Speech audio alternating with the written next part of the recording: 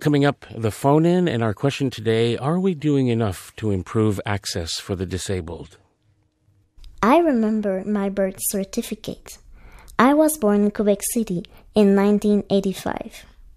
I remember a time when I thought this piece of paper meant that I had rights and freedoms. I remember my history of exclusion from the Montreal subway. Silenced and normalized. I remember feeling much better in other cities than my own. I remember leaving my home.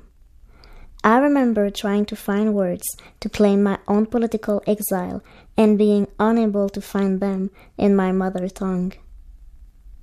I remember a suffocated revolution.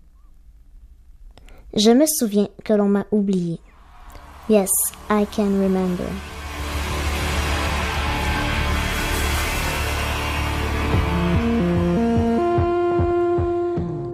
That's an excerpt from the film Je me souviens, excluded from the Montreal subway since 1966. And the voice you were hearing was that of Laurence Parent.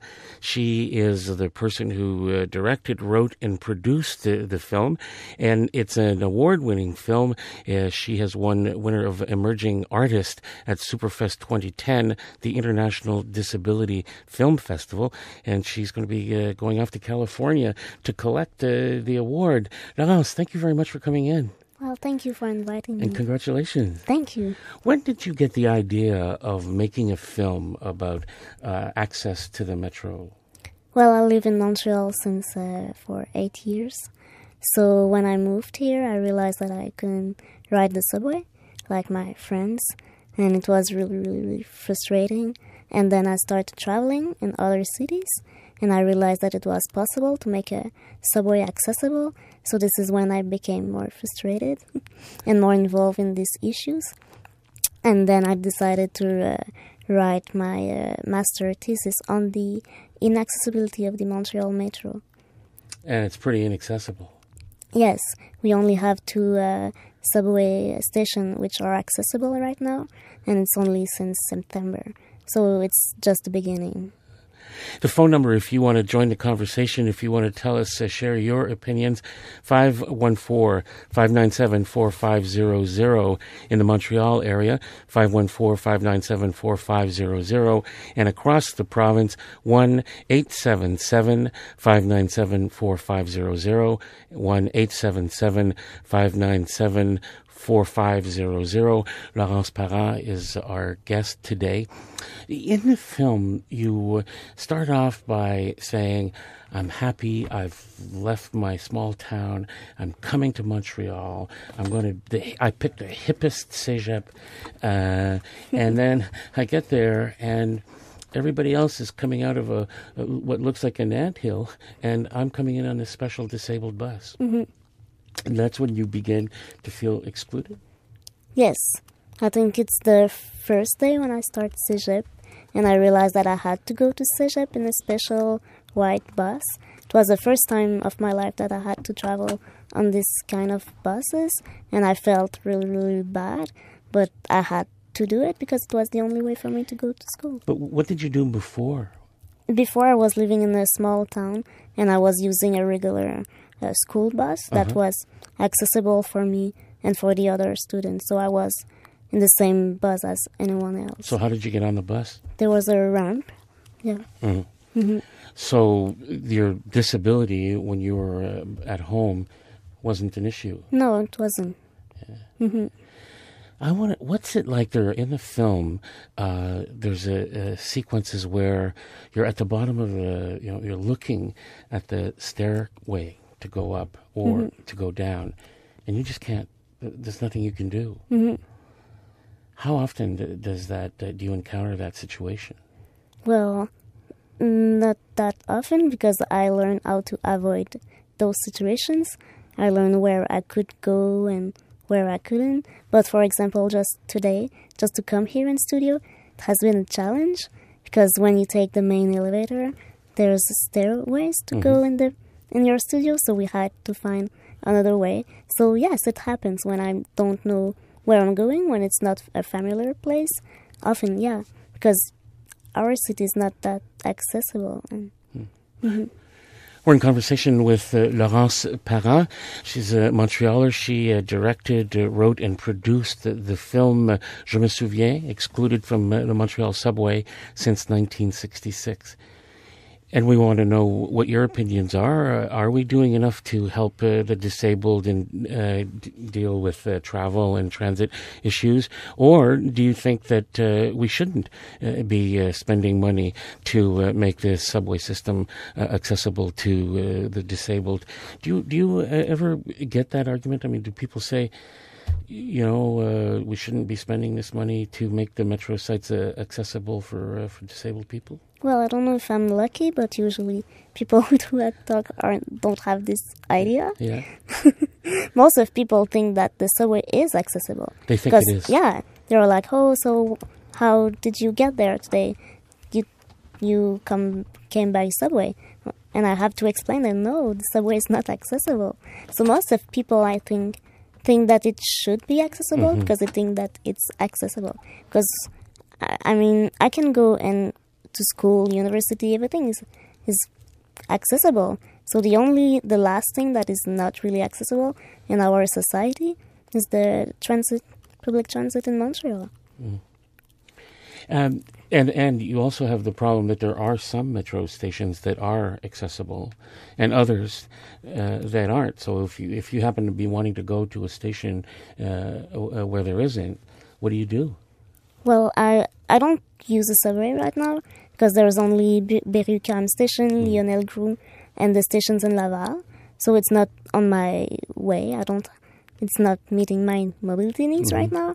So I don't use it. But I guess that it's problematic for some people who are not aware of the situation and just go in the subway and then realize, oh no, I cannot go anywhere. Right. So, yeah. City Councillor Marvin Rotran, he chairs the city's executive committee, and he's vice president of the STM. And we asked him, what are the plans to make the Montreal system more accessible? When the metro was initially built in the early 1960s, the whole question of universal access somehow wasn't on the public agenda, and nobody thought of it, and the metro was constructed without a way for people of reduced mobility or people even in wheelchairs to get to the metro.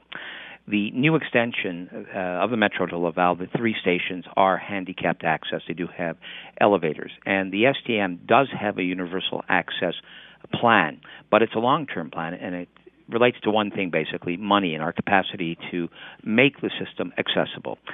Right now, we are finishing installation of elevators in the first 5 stations, mostly high volume stations such as Berry-UQAM, Lionel Groux, Bonaventure, Henri Bourassa. And an elevator in a station costs between $5 and $15 million to install, depending on the particular engineering challenge for that particular station. And often it's more than one elevator that's involved. A station like Berry-UQAM has had to have several elevator options installed. Our plan has a second phase. Now, this is largely financed out of the STM's capital budget, but our engineers told us it would cost about $600 million to make the entire system accessible, and we just don't have that type of funds. In fact, given the challenges of keeping the metro running and renewing the rolling stock, etc., while this is an important challenge for us, it's not the first priority. We have to share our funds between important projects based on public safety and security, as well as assuring that the ridership gains that we've made by boosting the service over the last couple of years by 17% in the metro are maintained. So we are moving forward, but it's not going to be tomorrow that stations along the line that are less well used will see elevator construction. That's City Councillor Marvin Rotran. He chairs the city's executive committee. He's vice president of the STM. More and more people are using public transportation who have reduced mobility because of their age or because of physical disability. A number of smaller things that are being done. Laurence, what do you think of what Marvin Rotran had to say? Well, I know that money is an issue, but I think that we never calculate how much money we are losing right now. Like, I don't go to cinema that often that I would like to go, and I don't have the same work opportunities that other because I don't have these mobilities. And I'm worried about the future, like in 50, 20 years. There's much more people that won't be able to get around. So I think that it's a huge investment for sure. It's a lot of money, but I think that we are also losing money right now. And it's about social justice. I don't think that it's... When we talk about money, we are losing this agenda of social justice. And it's really tricky, I think.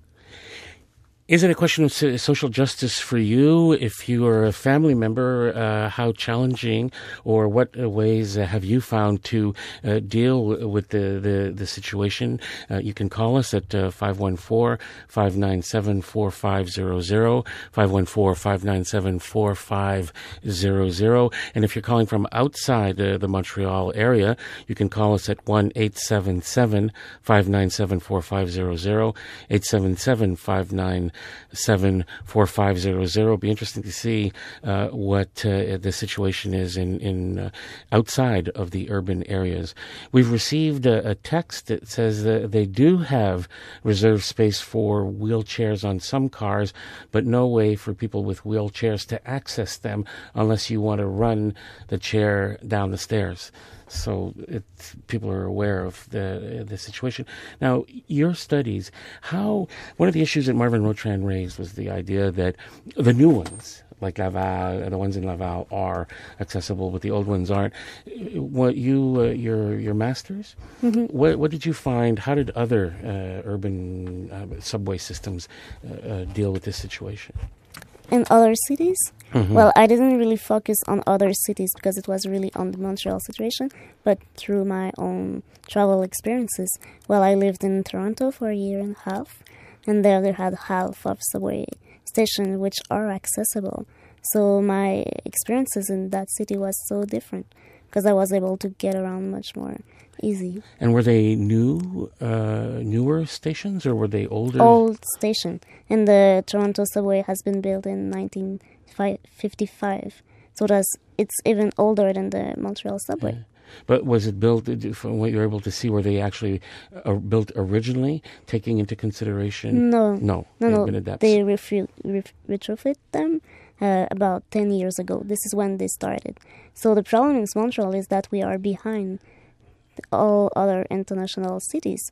In fact, in 2009, Montreal City was part of this really small group of cities which didn't have any subway station accessible. There were only 4 other cities in the world, like Montreal. So I think that when they plan to build the new subway stations in Laval, what happened is that they made these studies and they studied all other systems in other cities, and they realized, oh no, we are almost the last subway stations in the world to be not accessible. So we have to do something for our own self-image.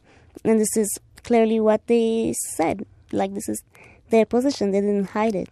And then they realized that it will be less costly for them to put elevator when they were building the new stations. So it's also an economic advantage. Yeah. So they didn't really did it for justice, social justice. So. Mm-hmm.